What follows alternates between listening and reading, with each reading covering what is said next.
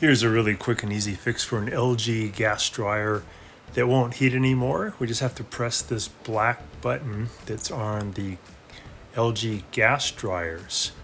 So first thing, let's make sure you unplug your dryer. Here's a reset that's only used on the electric dryer, so it doesn't have a button you can press. Here's the right side non-removable panel. Here's the right side panel location. Hopefully yours has a plastic panel that you can use a flat blade screwdriver to pop off. Here's kind of what the panel looks like.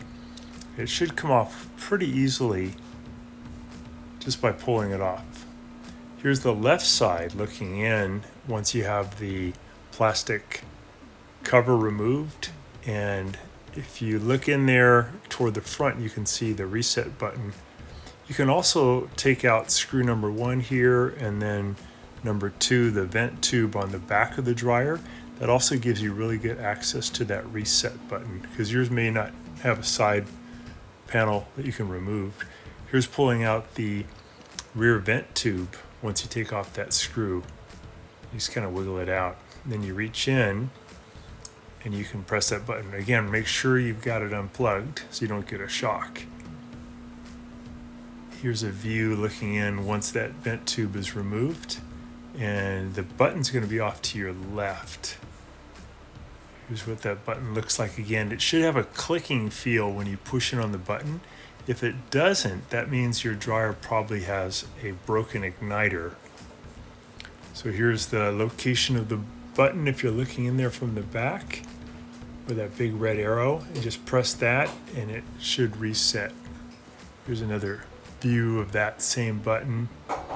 Again, make sure it's unplugged so you don't end up getting hurt when you touch those metal terminals there near the button. If it's unplugged, you'll be fine.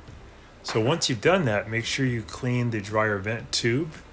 Here's the dryer vent tube, and here's a special tool that you can use. It works really good. It hooks up to your drill or to your battery powered drill, and it goes in and spins out all the material inside the vent tube, and then when you pull the tool out, it brings all that lint out with it.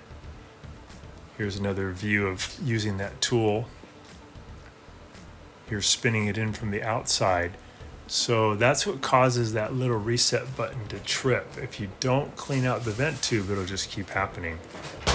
Here's a really good cleaning kit. We'll put a link in the description below. They're pretty cheap. I think this one's for under 30 bucks. And that's going to solve your problem. In our video, and please subscribe to our channel when you get a chance. And also click the little bell notification button so we can send you weekly videos on all the different ways of fixing appliances around your home and saving you lots of money. So thanks again for watching, and please also press the like button for our video if this was helpful to you. Feel free to contact me at the email listed below, which is scottthefixitguy@yahoo.com, with any of your questions.